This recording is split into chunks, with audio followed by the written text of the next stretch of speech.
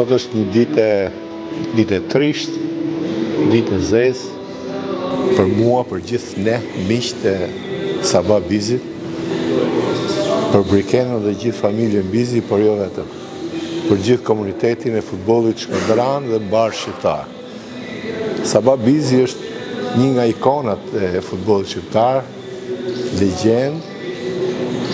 me kontributet e tij në ekipin e Vllaznisë shumë të mëdha, në ekipin kombëtar, por edhe me kontributet e tij më pas gjatë gjithë jetës tij deri ditën që mbylli sytë. Sabahu në fakt pati humbur sytë kohët e fundit, ju e dini, humbi shikimin, por nuk ka munguar në stadium deri edhe se nuk kishte shikim, nuk ka munguar në stadium dhe ndjente aromë në stadium. Pra ai ka jetuar me futbollin dhe ne kemi humbur shumë, kemi humbur njeriun tonë dhe në këtë ditë vërtet të trisht dhe të zezë, unë dëshiroj t'i shpreh ngushëllimet e mia për të parë Brikenës dhe gjithë familjes Bizi, por edhe gjithë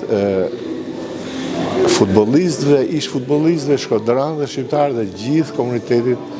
futbollistik shqiptar. Takimi i fundit ka qenë në telefon para ndeshjes së Çekis në stadium,